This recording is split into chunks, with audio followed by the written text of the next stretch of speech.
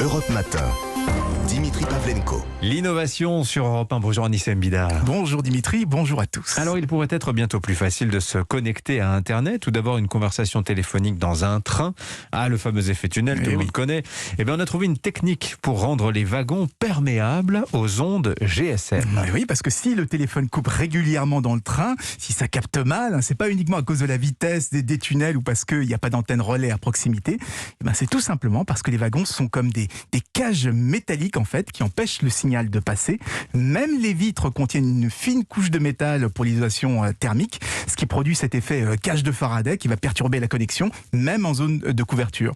Alors pour compenser, on installe des amplificateurs de signal dans des trains, mais ça coûte très cher et ça consomme beaucoup, et c'est pour ça que toutes les rames n'en sont pas équipées.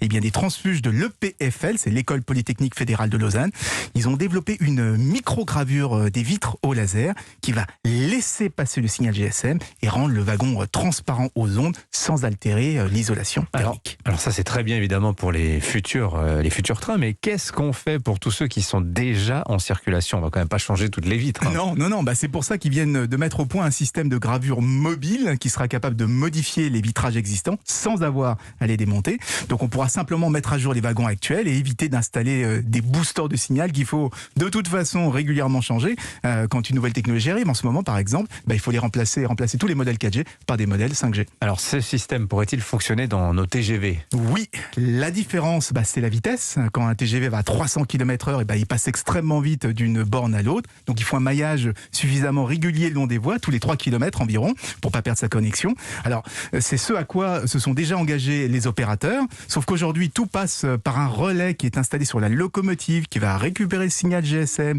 et le renvoyer en Wi-Fi dans les wagons. C'est très compliqué. Mais si les vitres deviennent perméables aux ondes, la SNCF pourra désormais s'appuyer uniquement sur les antennes relais extérieures. Merci beaucoup Anissa Mbida.